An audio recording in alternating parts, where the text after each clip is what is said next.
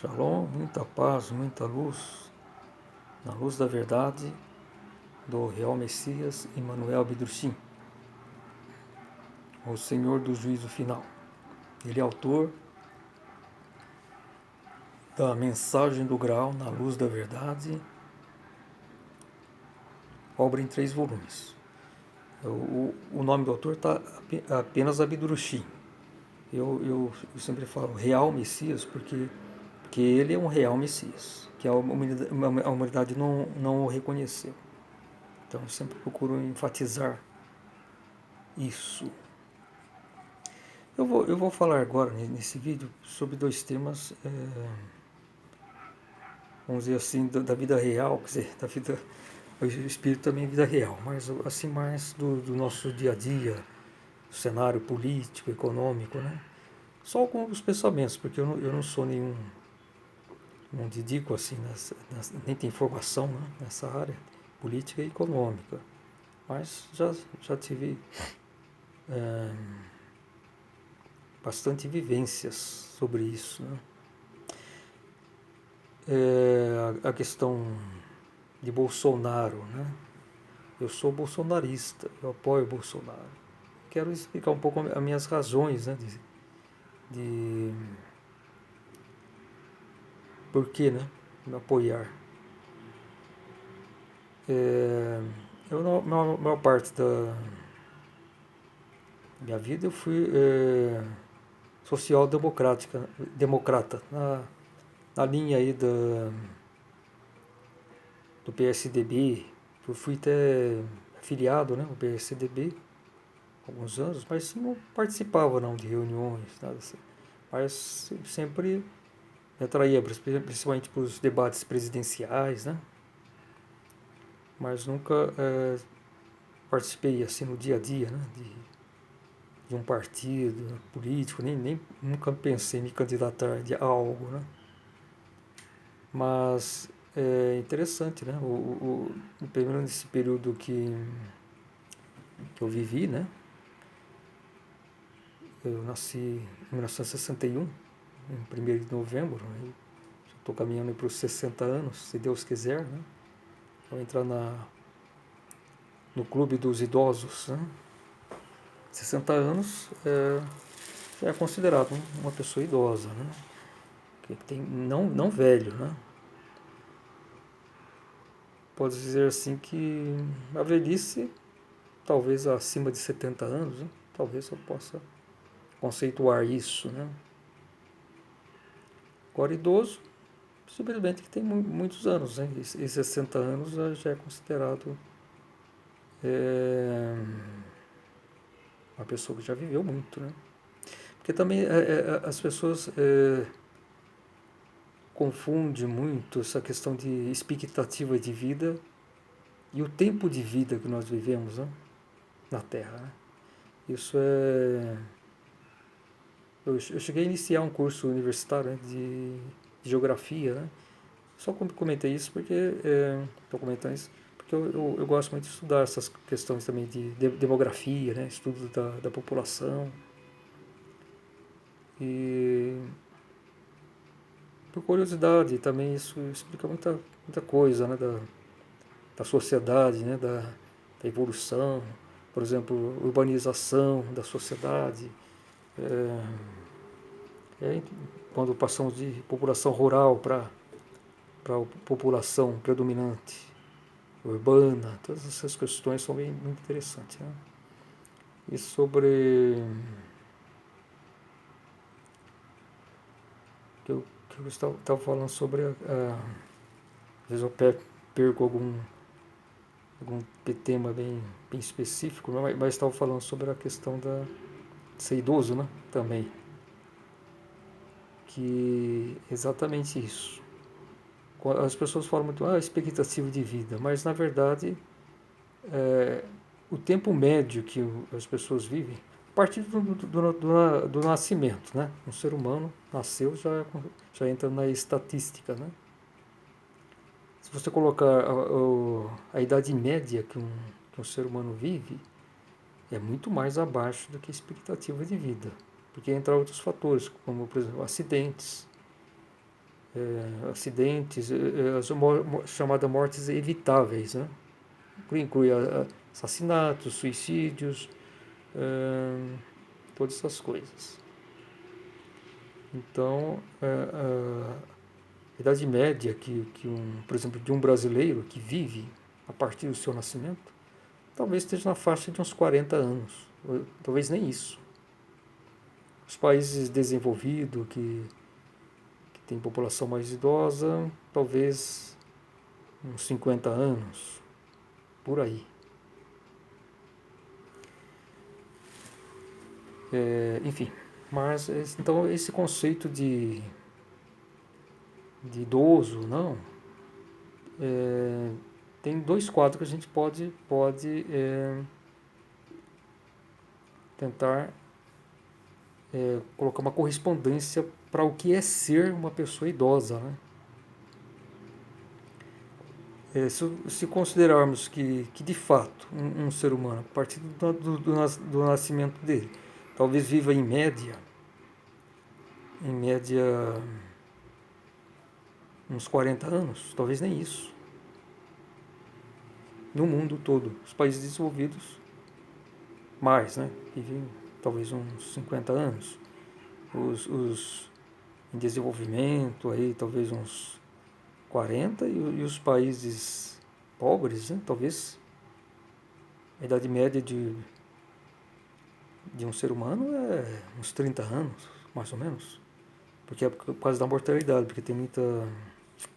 A natalidade é muito grande, alta, e. Natalidade alta, né? Muito alta, e muitos filhos por mulher, né? E condições mais precárias, né? De saúde, né? De assistência a gestantes, enfim.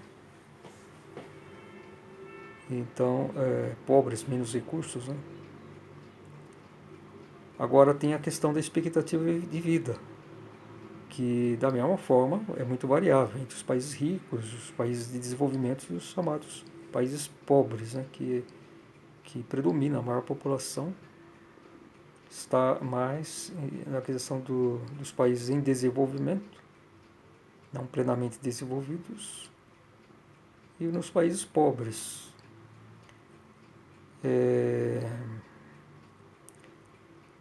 Então, vamos considerar que a China, por exemplo, não é considerado um país desenvolvido, porque ainda a renda é muito desigual, né? Tem muitos pobres, né?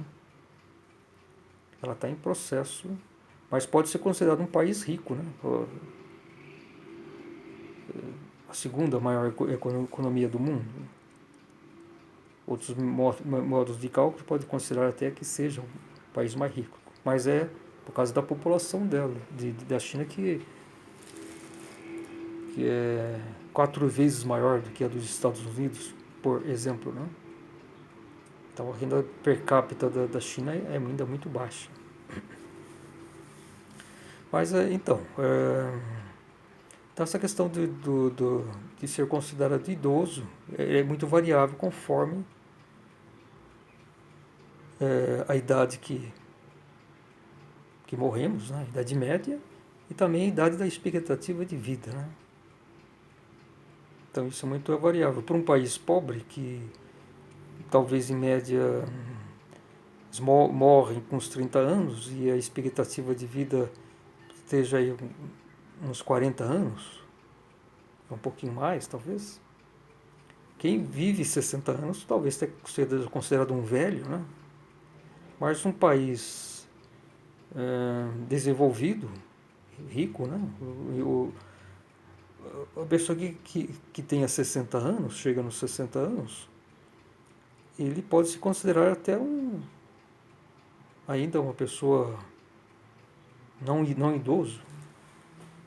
Então os conceitos variam bastante. Mas é interessante, né? Já estou chegando aí aos 60 anos, né? Espero viver aí pelo menos. Espero chegar aos 100 anos, mas não sabemos. De acordo com a expectativa de vida do brasileiro, é 75 anos, mais ou menos.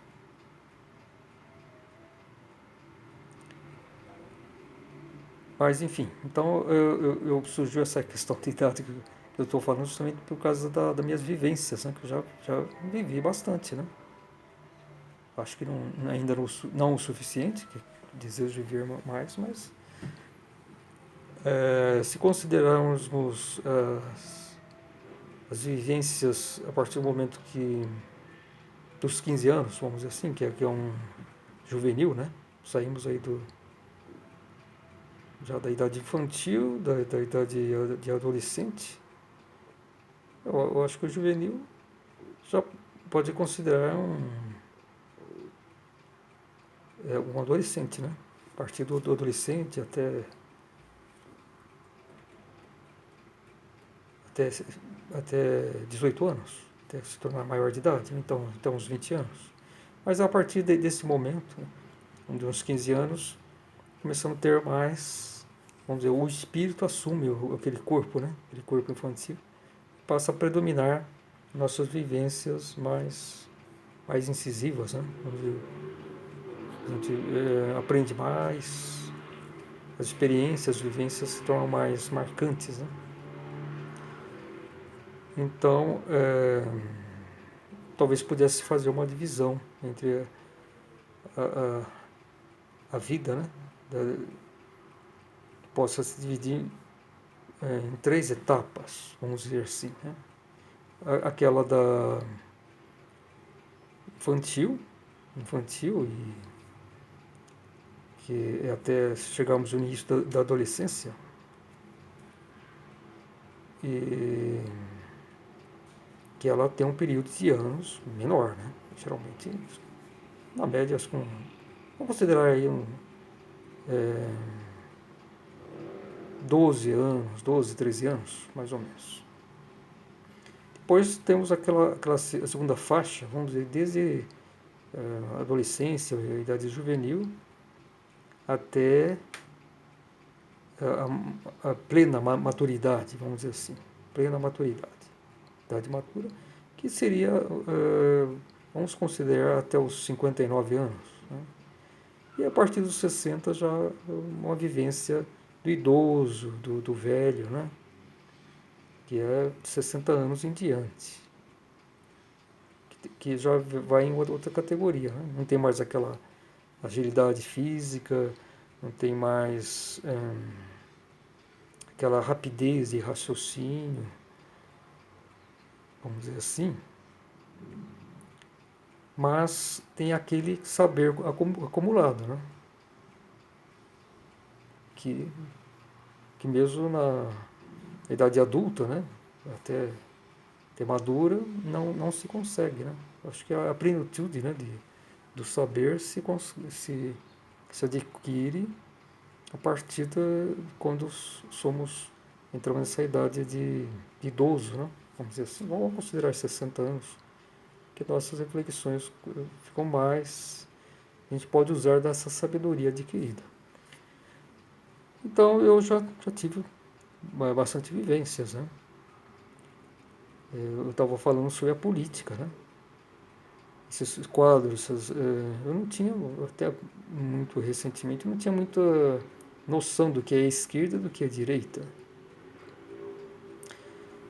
Mas porque eu estava falando de Bolsonaro, né? Que essa visão de direita eu despertei para ela justamente por causa do fenômeno Bolsonaro que surgiu no Brasil. Bolsonaro era, para a maioria das pessoas, inclusive para mim, era uma pessoa considerada meio fora, né, do contexto político, vamos dizer assim, né? Porque o contexto político republicano, na verdade, ele se tornou assim aquela busca por interesse, por vantagens, né? Então, onde não havia uma referência como existia na época da monarquia, que o imperador tinha o poder moderador e, enfim, havia aquela consciência de nação, de uma visão a longo prazo. e não aquele imediatismo que existe, vamos dizer assim, na República, e cada setor buscando seus interesses, né? E daí, e inclusive esses movimentos da linha comunista, socialista, né? Que vai se desenvolvendo também conforme a sociedade. Mas o grande perigo do comunismo é que se parte para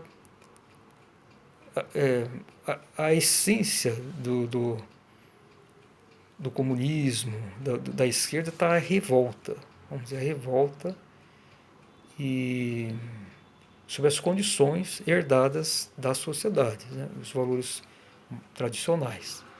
Então, quer se romper com isso, mas o problema essencial é que falta a espiritualidade. É simplesmente aquelas ideias puramente materiais, né? Do raciocínio, enfim, que inclui as ilusões, as fantasias, as imaginações, que não tem um verdadeiro fundamento espiritual. Por quê? Porque, ao mesmo tempo, o comunismo, o anarquismo, se revolta com as religiões atuais. Também. Porque não vê sentido, porque, de fato, as religiões estão muito com fé cega. Aliás, todas. A partir do momento que a mensagem do grau está aqui na Terra, é um novo patamar, né, de conhecimento. Que a humanidade, se ela quiser evoluir como uma evolução harmoniosa, um conhecimento real de Deus, ela tem que dar esse passo. E tem que sair das crenças cegas, que tem, especialmente na religião dita cristã, né?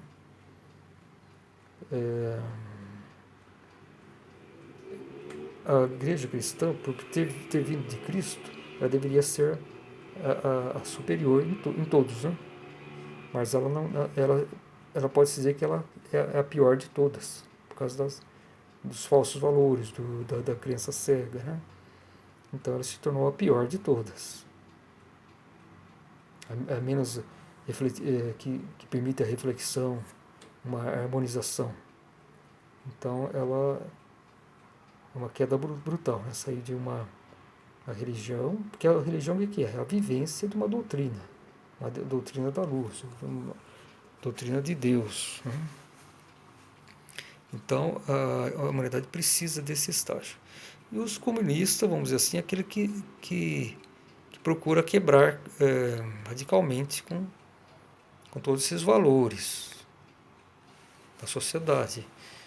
E é aquela que leva à perdição, né? Porque mistura, quando não há uma real espiritualidade, mesmo que seja parcial e que não que quebra com esses valores mais tradicionais, ela fica completamente perdida, leva a uma perdição completa, né, de uma sociedade, distorção dos valores, tal.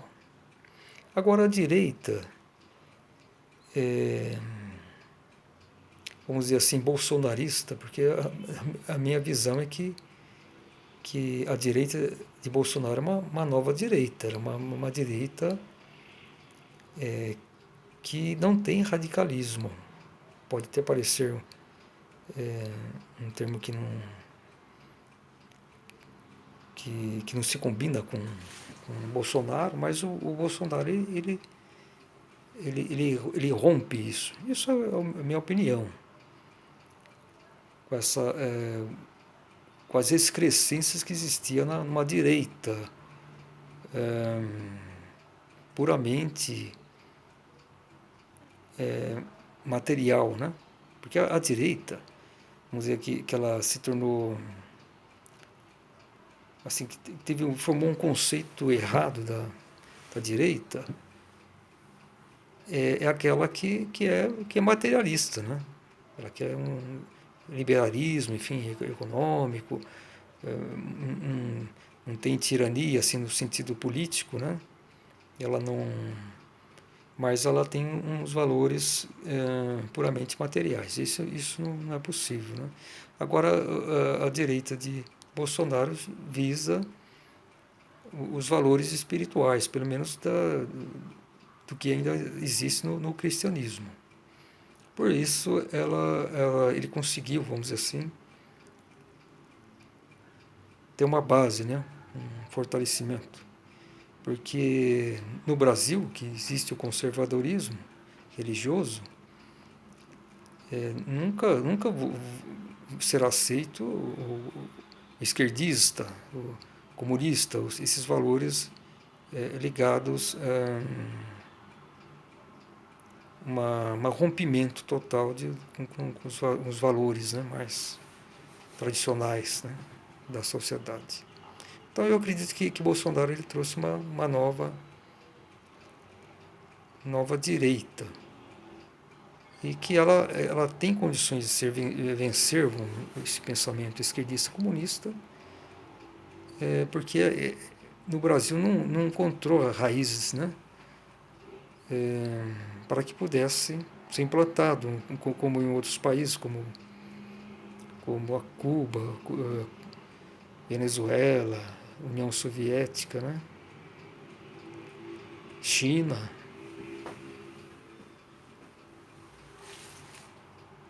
Agora, fundamentalmente, o comunismo, a esquerda, ela não funciona para nenhum país, né? Mesmo a China capitalista, né? Comunista capitalista, né? Ela não funciona, né? Porque sempre vai ser uma tirania, né?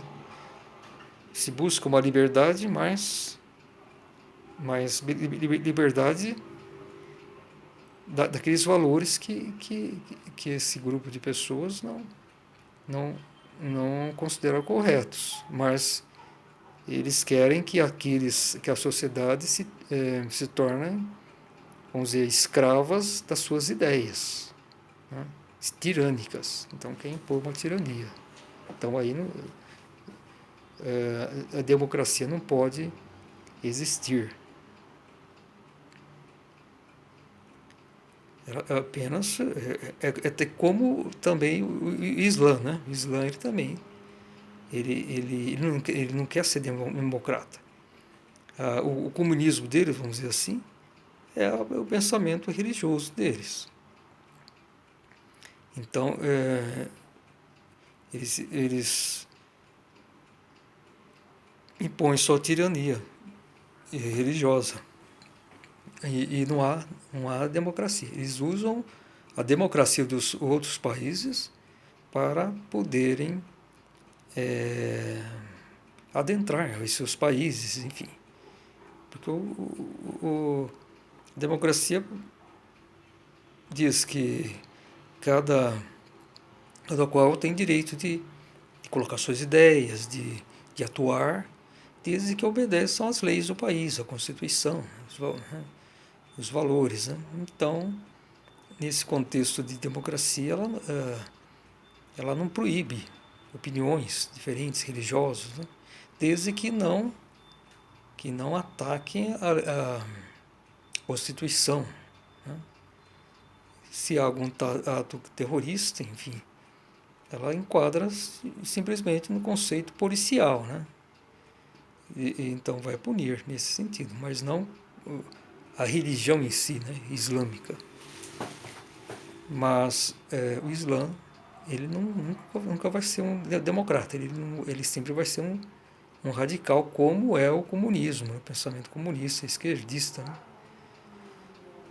Ele sempre vai se usar. O Islã ele usa a democracia de outros países para entrar, né? Agora, no comunismo, o esquerdista, enfim, ele se utiliza da república, por isso que eles não querem monarquia, né? Porque a monarquia não existe comunismo na monarquia, né? Porque o comunismo ele quer dominar tudo, ele quer ser o principal, até eliminar Deus, né? A maior parte dos comunistas entende que o Deus dele é o pensamento, é a igreja, o partido, né? Então não combina, né? Não tem, se usam assim até descaradamente, né? Vamos dizer assim, da República, por isso que eles não querem que a República desapareça no Brasil, porque se a monarquia voltar, não tem mais vez, se torna ilegal. Mas mesmo uma república deveria ser considerada ilegal, né? O comunismo, enfim, que já tem provas, já tem fatos, né? Da desgraça que ele proporciona. Bom, enfim, esses barulhos de Bolsonaro, eu acredito que é uma nova direita. E interessante, né, que só através do atentado que ele sofreu que muitos acordaram, inclusive eu, que até aquele momento não ia falar sobre Bolsonaro, mas nunca me atentei aos pensamentos dele, ao que ele defendia. Era uma espécie aquele pessoal mais ligado a religiões, e os nanicos, né, que se chamam, né?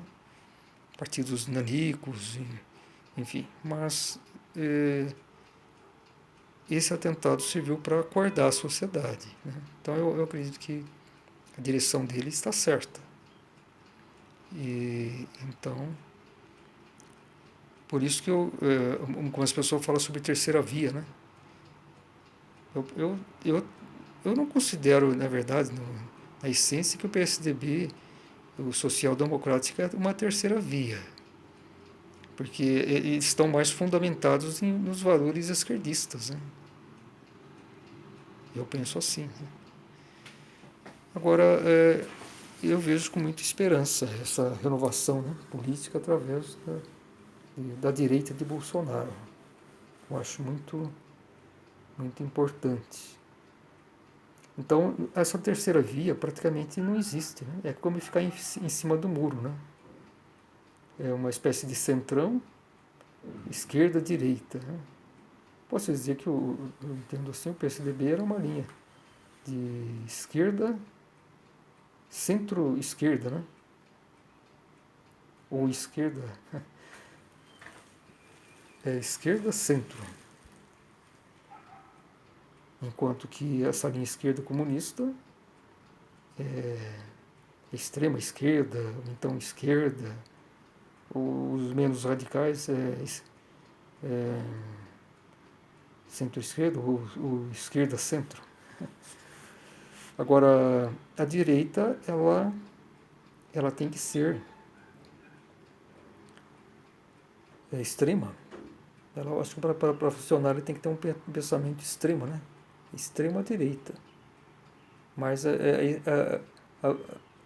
a visão da extrema-direita que Bolsonaro personificou. E isso, acho que isso está se irradiando para o mundo até. Né? A personalidade do Bolsonaro é muito forte. Então essa terceira via não existe mais, né? Então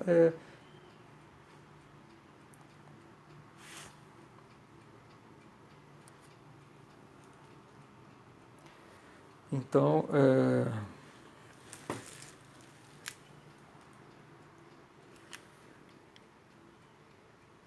hoje que predomina essa decisão, né?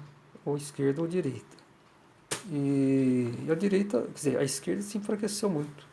Ela tenta sobreviver através de Lula, né? Mas é interessante, né? Porque o Lula ele sempre foi tirânico, né?